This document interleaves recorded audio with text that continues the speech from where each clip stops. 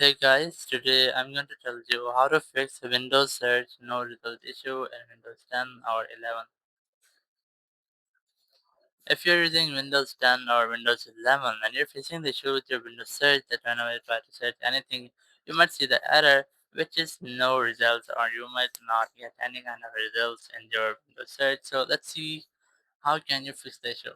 So here's a quick fix. You just have to go to your settings. The very first thing you can try to update your windows. So after setting your windows update, and you have to make sure that you're up to date or you have checked for updates. You just try to check for updates. And once you have checked for updates, after updating your PC, your issue might have been fixed. Or if it's still not fixed your issues, you can try to restart your PC. Or after restarting, if you're still facing the same issue, just press Windows plus R to open run command, and here you have to enter this command, which is services.msc. Press OK or enter from your keyboard. So it will show you all the Windows services. Just click on anyone and then click on W or press W from your keyboard. You must have to look for Windows search.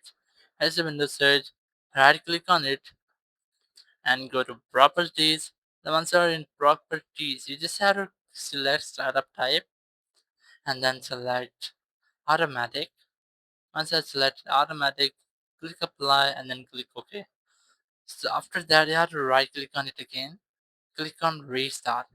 Now once I selected restart, it will restart your Windows search, and after restarting, your issue will be fixed and you will not get this issue again. Thank you very much for watching the video. Until next video, bye bye.